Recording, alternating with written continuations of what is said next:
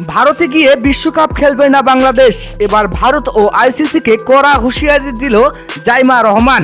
দর্শক, ক্রিকেট দুনিয়ায় এক মহাবিস্ফোরণ। ভারতের মাটিতে পা রাখবে না বাংলাদেশ ক্রিকেট দল। টি-20 বিশ্বকাপ বয়কটের মুখে দাঁড়িয়ে এবার আইসিসি ও ভারতকে কড়া ভাষায় হুঁশিয়ারি দিলেন বিএনপি নেতা তারেক রহমানের কন্যা ব্যারিস্টার জাইমা রহমান। মোস্তাফিজুর রহমানকে আইপিএল থেকে বাদ দেওয়া এবং বাংলাদেশি ক্রিকেটারদের নিরাপত্তার অজুহাতে উত্তপ্ত এখন খেলার মাঠ থেকে শুরু করে রাজনীতির অলিগলি। কি বললেন জাইমা রহমান, বিস্তারিত থাকছে বিশেষ প্রতিবেদনে।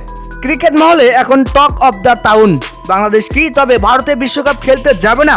মোস্তাফিজুর রহমানকে কলকাতা নাইট রাইডার্স থেকে বিসিসিআই এর নির্দেশে বাদ দেওয়ার পর থেকেই ক্ষোভের আগুন জ্বলছে বাংলাদেশে। অন্তর্বর্তীকালীন সরকার এবং বিসিবি ইতিমধ্যেই সাফ জানিয়ে দিয়েছে, বাংলাদেশি খেলোয়াড়দের নিরাপত্তা নিশ্চিত না হলে তারা কোনোভাবেই ভারতের মাটিতে পা রাখবে না।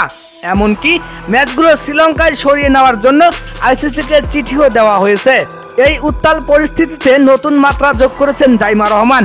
এক সংবাদ সম্মেলনে বা সোশ্যাল মিডিয়া বার্তায় প্রেক্ষাপট অনুযায়ী তিনি সরাসরি বিসিসিআই এবং আইসিসিকে এক হাত নিয়েছেন।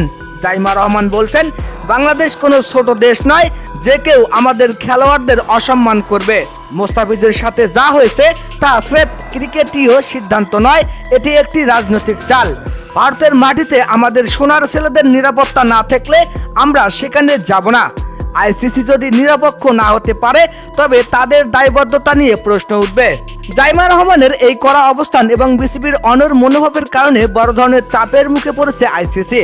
বিশ্বকাপের সূচি বিপর্যয় এবং বড় অঙ্কের রাজস্ব হারানোর ভয়ে এখন দৌড়ঝাঁপ শুরু করেছে বিশ্ব ক্রিকেট নিয়ন্ত্রক সংস্থা আইসিসি। অন্যদিকে বিসিসিআইও এই কূটনৈতিক চাপে কিছুটা কোণঠাসা। জাইমা রহমান রাজনীতিতে সরাসরি না থাকলেও তার প্রতিটি কথা এখন জনমতে প্রভাব ফেলেছে। ক্রিকেটের সাথে জাতীয় মর্যাদা জড়িয়ে গেছে।